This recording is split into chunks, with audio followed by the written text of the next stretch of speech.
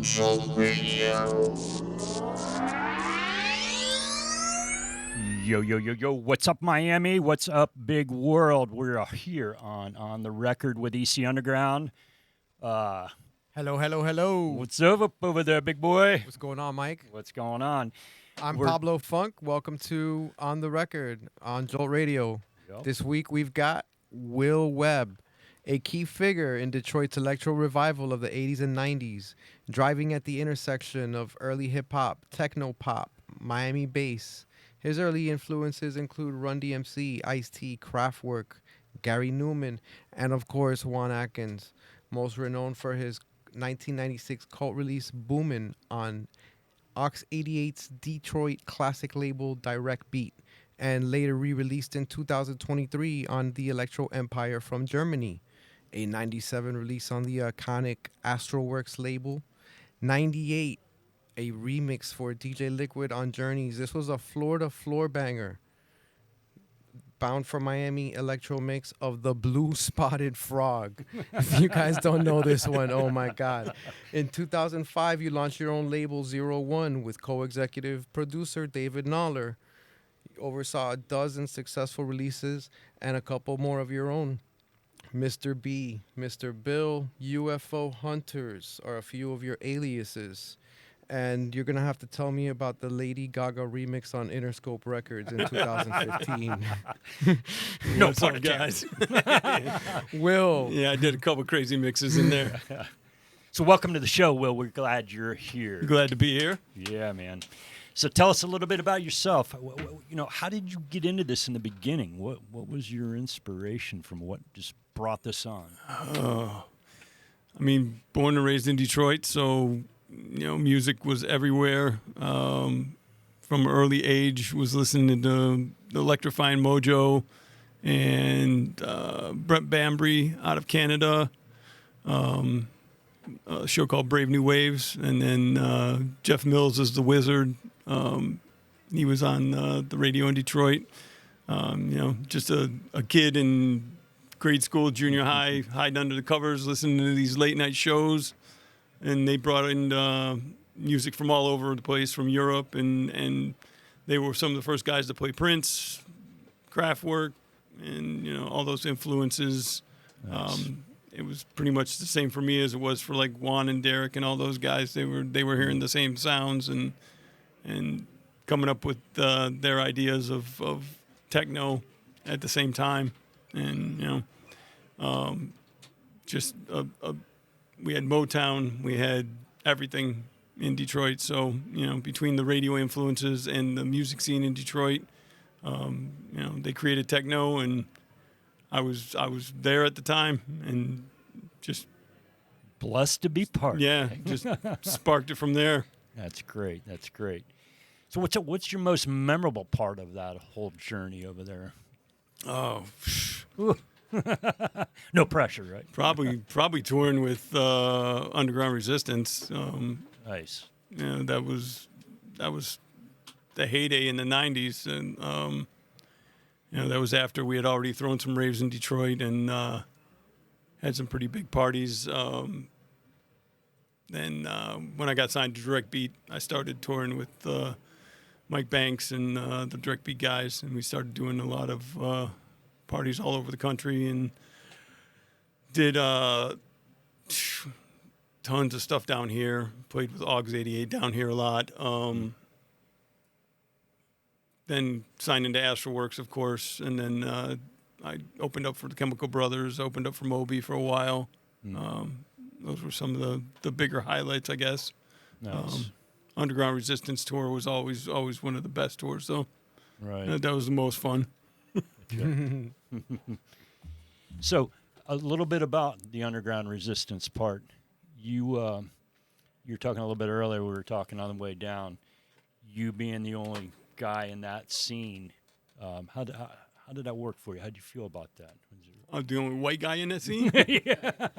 Yeah, I mean, I didn't really feel any different. I was just, It's about the music. I was one of the crew. It was Right. just I made music and they made music and we were all friends, and That's great. it's just how it worked. And there was never any racial lines there, I guess. I mean, Right. it was, It's funny you say that, Mike, because I was watching a documentary, and so maybe I'll ask if or how this other gentleman had any influence on you, because maybe people thought he was too Windsor and not Detroit enough. I already Won't know say where any this, names. I already know where this is going, 'cause we were talking about that in the car too. All right, so I won't mention the name. Yeah, no, he was from Canada, so he wasn't really. He wasn't really the future son of Detroit then, Well, huh? he was. He was. People think he's from Detroit, but he's not. But yeah, there's some animosity there just because of things that went on in the scene.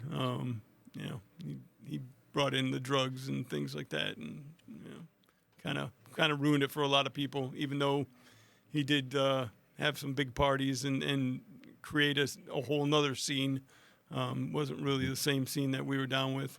Understood. So. Gotcha.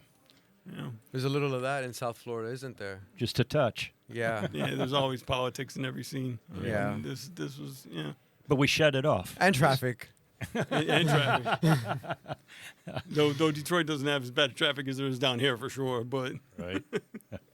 yeah, it was interesting. And, that came a little later in the scene though too. It wasn't until the Later 90s. Plastic Man acid parties and stuff that's when things So how long do you stay in Detroit? When did you end up coming here? I moved down here in 97, 98, Gotcha. around then. Gotcha. Sometime around then, yeah. But that was after we had already thrown a bunch of parties in Detroit, and So did you end up turning into like a kingpin for those artists coming down here to play down in Florida? Not really. I kind of took a hiatus actually when I moved down Gotcha. here. I was this was one of my bigger markets for selling records, Gotcha. and I had just gotten done with the Astroworks stuff, and I was a little burned out, and I just moved to Florida because it was warm, and I was on a boat out off the coast of Miami with like 20 girls in bikinis, and I'm like, what am I doing living in the cold? So I'm moving down to Florida. Guys are out. I'm sorry. Like, they twist your arm pretty harshly, huh? Scratch D and those guys were just like, you should just move down here. I'm like, yeah, I think so.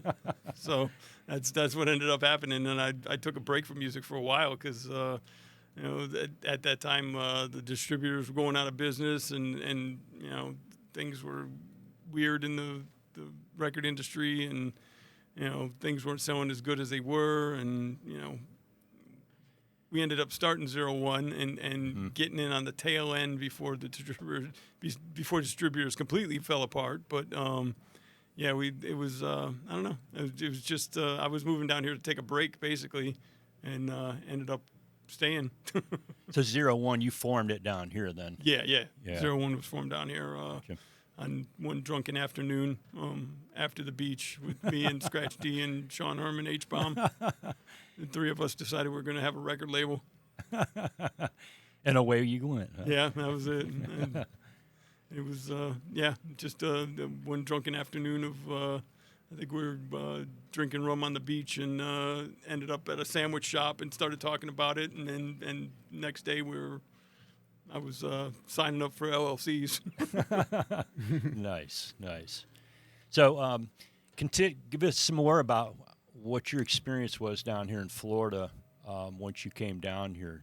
You said you took a little hiatus, but you did 01. Yeah. I was still playing in clubs and stuff down here too. I was a Billboard reporter in Detroit, so I was playing in mainstream clubs, just regular DJ stuff. And one of the Billboard reporters from West Palm Beach had moved to Texas, and there was a spot open here, so I took my spot from Detroit and moved it to the West Palm spot. Gotcha. And I was DJing. I was living down here in Kendall, and commuting up to West Palm to DJ every weekend at just a regular little nightclub, just playing top 40 crap. And that was mainly I was paying the bills, Gotcha. and so I kept doing that and hanging out with Scratch D and everybody, and just they were doing the techno beach parties and stuff, and then we started the label, and That was the Singer Island days, right? Yeah, the Singer Island days. Yeah. Yep. Gotcha. You do. You still doing? I think you did something with a radio as well, correct? Deep Space Radio in Detroit. Yeah. Sure. That's Juan Atkins originally started the radio station. It was Juan and Derek, and it kind of moved around a little bit, changed hands, and then Jason Staten took it over along with Juan and Derek, and then brought a bunch of us in, myself, Stacy Hale, a bunch of other people, and been running that. Jason runs the station primarily, and it's been going on, it's got to be more than 20 years now. I was just gonna say plus 20, Yeah, right? Yeah. And then I started a show called Breaking Waves that I was doing for a good 4 or 5 years, I think. Yep. So doing all electro and stuff, but we've had a bunch of different shows on there. Morad from Europe, he does a show on there. Andy from Base Agenda, he was doing Andy a show Barton. for a while until he went and moved his show to a different station. Yeah, we've had all kinds of people on there. Stacey Hale still does a show. So yeah, it's we play techno 24 hours a day, techno house, electro, and then we have like different people doing shows and guest shows and stuff. Nice. I haven't been doing my show for a while, but it's might start again soon. We'll see. Good. So what's in the horizon right now? What do you see right now for?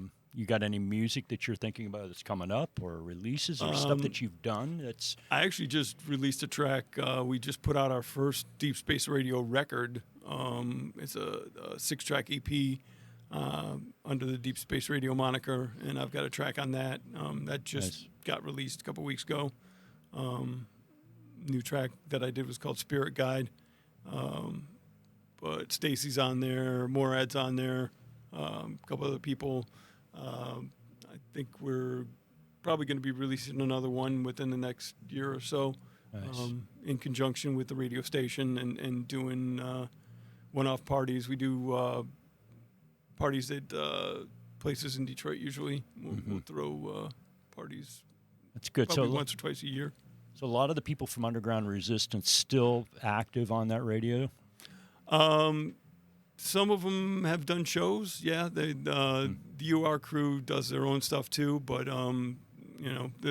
they have done some shows on the station. Yeah. Nice. Deep Space was always more Juan and Derek. That was like their brainchild in the go-to. beginning. So, UR and them they're separate entities. Like Underground Resistance is a separate entity from Deep Space.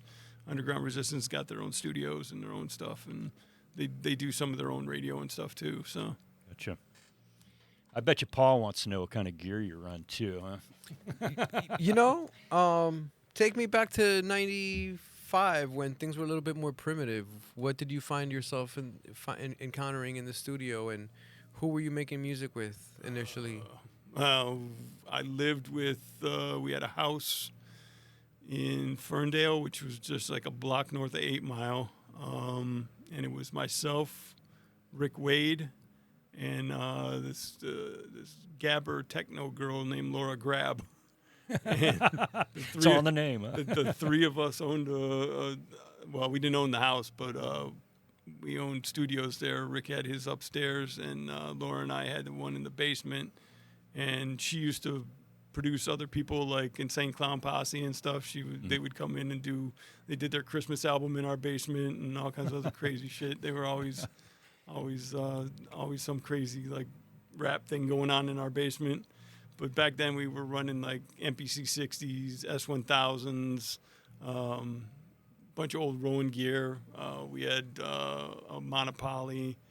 We had 909, 808. I think we were using, what was it? I hate to say it, but at the time we had Kid Rock's 303. back when he was a hip hop artist before he became an idiot. Then we That's the one on the blue spotted frog. no, no, we had given it back to him by then. That's when he went on his rock and roll thing. That was after in the early days when he was doing yodeling in the valley and when he was down with Too Short. We were swapping equipment back then. But what else do we have? We had I know we had a Juno 106. We had what else? A bunch of little Korg. I know we had an MS-20. Can't remember what else we had. We had DP4 Plus. We had some of those. Can't remember the manufacturer. So many good items. Oh my God. Oh, So much cream. We used to have tons of keyboards. We used to go to pawn shops and just buy up whole lots of stuff. And I used to go and find old rock guys that had whole collections, and I'd buy up the entire collection of keyboards. I had Octave Cats. We had everything. Like any keyboard you could think of, we pretty much had at one time or another in our studio. Yeah, you named quite a list. Yeah, I mean we had pretty much everything came through our studio at one time or another, and then we'd flip them and whatever and get different keyboards. But primarily we produced everything on MPC 60s. Sure. So tell us about Detroit, the music town, the Motown. I mean, What's the soup like? You know, like what's the mix of the pot? You know, when you get all these cultures together. I mean, Motown was there in the beginning. They were the blues and jazz and soul was always there before the techno was, and a lot of that came from the gospel and the churches and stuff, and then progressed into Motown sound. And then from there, you know, the Juan and Derek and Carl and all those guys, they came up with the techno sound. That was Motown was just the root of it all. I mean, they were the first real big thing that put Detroit music on the map, and then from there it was always a music city, and then you know. It was just another progression, you know, techno was just a progression of the music that was built in that city. The city was always had a music base to it. Nice. So what do you see now in your gear that you have, what you've evolved to now, what you have in your studio? Oh, I've got a little of everything. I've got Monopoly. I've got a 106 still. Yeah. I've got. So you still go back to some of your favorites that you originally. Oh yeah, had. I've still got tons of analog gear. I mean, I probably got a good 20 or so keyboards and synths and. What's your fave? My fave was probably always the 106. Yeah, that's your go-to. Yeah, that's always been the string machine or a quick bass line. Right. I mean, I got a bunch of the Behringer stuff because it's cheap. Right. You know, you can buy one of those every other day. And I just picked up the CR78 because you know it was $100. So Right. Why not? another little drum machine to have. And you know, I've got an MS-20. I've got the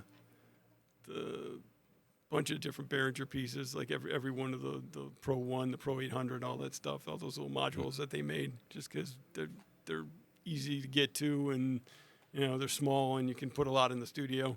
Right. You don't have to have all these giant keyboards like you used to. Or you let me know when the garage sale takes place. Yeah, I got to start getting rid of stuff. I got too much stuff actually. I'm a little cockpit, and all the synths surround me. And I got too much. It's just like I can't even keep up with it all. Patching the stuff I've got patch bays everywhere and MIDI controllers everywhere. Yeah, it's a little too much. I'm gonna start cleaning house soon, hopefully. So you mentioned that you got some stuff coming up in the future. Do you foresee some other stuff coming up besides what you already mentioned? I'm working on stuff constantly. I've got probably 6 or 7 tracks that I'm working on right now. Nothing's finished, of course, but working on hopefully getting an album done eventually. Good. And then you know, I usually put out a couple tracks a year, either remix for somebody or a track for a compilation, usually charity comps. I do a lot of stuff for charity comps and stuff. I don't really care about the money. You get it out there. I just want to make music and have fun doing it. Right. That's pretty much all I do it for anymore. When I have time and if I'm not too tired. Right. Mike, so what do we got going on in the release world? Oh man, it's all over the place. We got a ton of stuff coming up. So let's get you up to date on the EC Underground stuff. Will's going to play some stuff that he's brought with him, some of the stuff that you may recognize, some of the stuff you may not recognize, some of the stuff that he loved when he was growing up and what he's into. So he's going to get on the decks and play that. In the meantime, what I'm going to do is kind of go over what we got coming up for EC Underground. Let me get my goggles on here so I can see what the hell I'm doing.